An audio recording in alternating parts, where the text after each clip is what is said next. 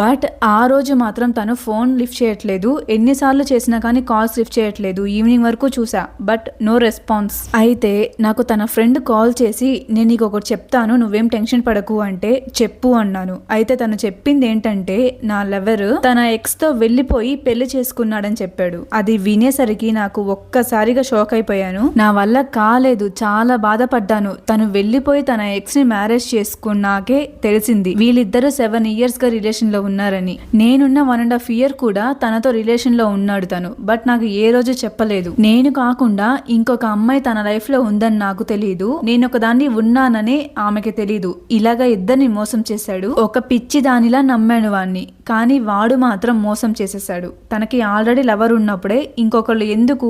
అమ్మాయిలందరూ కూడా ఇలానే చాలా మంది మోసపోతున్నారు. ఇది విని కొంతమంది అయినా మారాలి అని మన సబ్స్క్రైబర్ మాతో తన స్టోరీని షేర్ చేసుకున్నారు. తన స్టోరీ విన్నాక మీకేమనిపించింది కామెంట్స్ లో చెప్పండి. నాకు మీరు సేవ్ అయ్యారనే అనిపిస్తుంది. ఎందుకంటే మీరు లవ్ చేసుకుంటున్నారు, ఫ్యూచర్ లో ఇంట్లో ఒప్పించుకొని పెళ్లి చేసుకుంటారు. ఈ అబ్బాయి ఇంకా వేరే అమ్మాయితో రిలేషన్ లో ఉన్నాడు అని పెళ్లి చేసుకున్నాక తెలిస్తే ఆ పెయిన్ అనేది వేరేలా ఉంటుంది. సో జస్ట్ ఇది ఒక ముళ్ళకంప లాంటిదే మీకు. దీనిని మీరు దాటేశారు. ఇప్పటి నుంచి మీ లైఫ్ అనేది కొత్తగా స్టార్ట్ చేయండి.